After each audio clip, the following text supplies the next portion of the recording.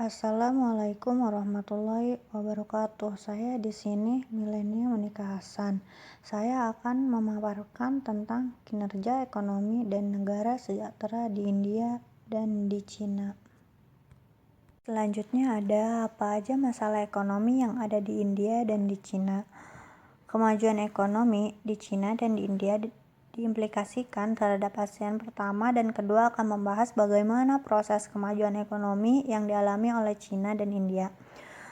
Akan membahas tentang analisa hubungan kerja sama dengan ASEAN, dengan Cina dan India.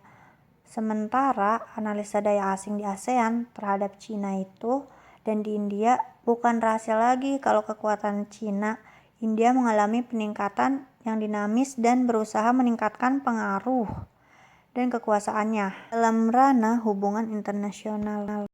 Dan selanjutnya ada Cina, dikenal sebagai sebuah negara dengan jumlah penduduk terbanyak di dunia dengan jumlah populasi mencapai 1,314,48 miliar jiwa.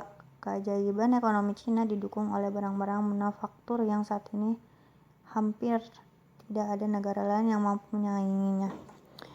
Munculnya Cina sebagai raksasa ekonomi dimotori oleh Partai Komunis Cina dan dikendalikan pusat aparatur negara untuk mendapatkan masalah legitimasi klimas yang dihasilkan dari pemerintah satu partai dalam sistem ekonomi pasar.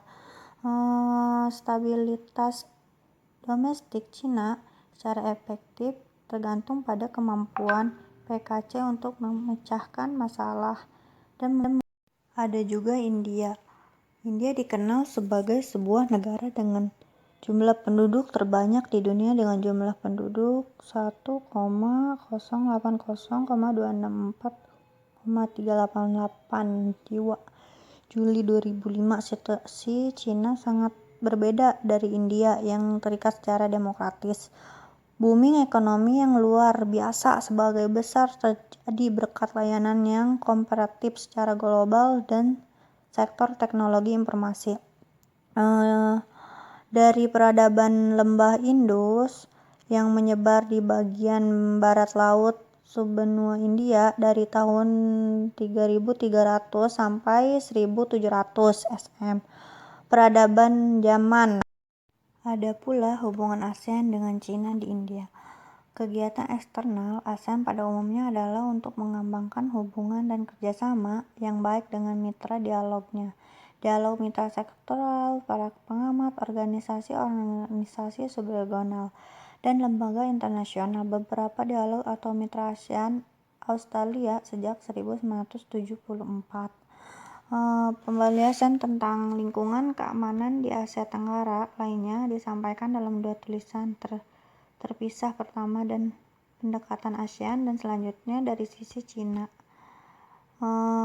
Internal di ASEAN Tenggara muncul sebagai dampak dari globalisasi baik berupa krisis finansial dan dampak pada stabilitas politik yang dipaksa berubah akibat tekanan pada sistem politik domestik. Konflik regional juga berdampak pada keamanan Asia Tenggara. Kesimpulannya adalah pengamatan di atas memberikan gambaran bahwa peningkatan yang pesat dari Cina dan India pada dekade terakhir ini secara relatif telah mengurangi pangsa ASEAN dalam perekonomian dunia, khususnya penurunan pangsa ASEAN dalam penerimaan FDI global yang sebagian besar disebabkan oleh peningkatan pesat dari Cina dan India sebagai tujuan FDI.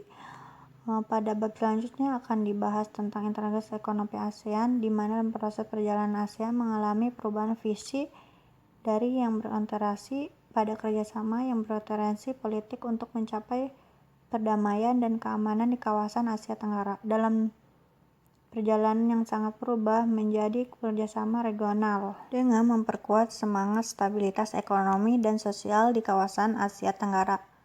Sekian.